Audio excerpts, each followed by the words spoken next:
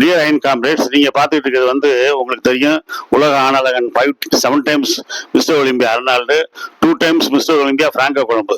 2 பேரும் ஆஸ்திரியால இருந்து இத்தாலியில இருந்து அமெரிக்காவுக்கு வந்துட்டாங்க. இப்ப அமெரிக்கால சாதனை படைக்கணும். ஆனா 2 பேருக்கு ஒரு அபார்ட்மெண்ட்ல இடம் ஜோ வீடர் ஏற்பாடு பண்ணி கொடுத்துருக்காரு. ஆனா சாப்பிடுறதுக்கு கையில பணம் வேணுமே. ஒரு நாளைக்கு 50 முட்டை சாப்பிடணும், 2 சிக்கன், 2 கிலோ பீஃப் சாப்பிடணும். எப்படி 2 பேரும் அப்ப என்ன பண்றாங்க, கூலி தொழிலாளியா அங்க வேலைக்கு ஆள் எடுக்கிறாங்க. சித்தாள் வேலைக்கு, கொத்தனார் வேலைக்கு ஆள் எடுக்கிறாங்க. அப்ப ஆள் எடுக்கும்போது இவங்க 2 பேரும் போய் வரிசையில் நிற்பாங்க. 25 பேர் 50 பேர் எடுக்கும்போது வேலை கிடைச்சிச்சுன்னா அன்னைக்கு வேலை பார்ப்பாங்க, இல்லைன்னா வேலை கிடைக்காது. வேலை இல்லாம வீட்டுல சும்மா ரூம்ல இருப்பாங்க. அப்ப பிராங்கோ கொலம்பு இத்தாலியில இருக்கும்போது ஜெர்மன் ஆர்கிடெக்சர் படிச்சிருக்காரு. அவர் நிறைய விஷயங்கள் தெரிஞ்சவர். பிராங்கோ கொலம்பு அவர் என்ன பண்றாரு, நம்மளே ஒரு கட்டணம் கட்டுற வேலை பார்ப்போம், கான்ட்ராக்ட் எடுத்து வேலை பார்ப்போம்ட்டு யூரோப்பியன் டைப்ல உங்களுக்கு வீடு கட்டி கொடுக்கப்படும் சொல்லி பேப்பர்ல விளம்பரம் பண்றாரு. அதுக்கு பார்த்தா அமெரிக்கன்ஸ் நல்ல வரவேற்பு.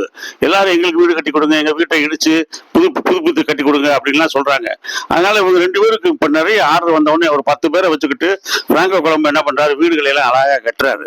அர்னால்டு என்ன பண்றாரு, ஒரு ட்ரக் எடுத்துட்டு போய் சிமெண்ட், செங்கல், மற்ற ஜல்லி, கல் எல்லாம் வாங்கி ரோடுகள்ல போட்டு வீடுகள் கட்டுறாங்க.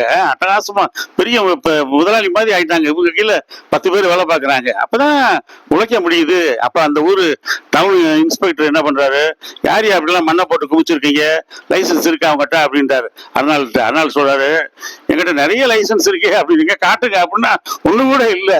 அப்பதான் சொல்லி சொல்லி சிரிக்கிறாங்க.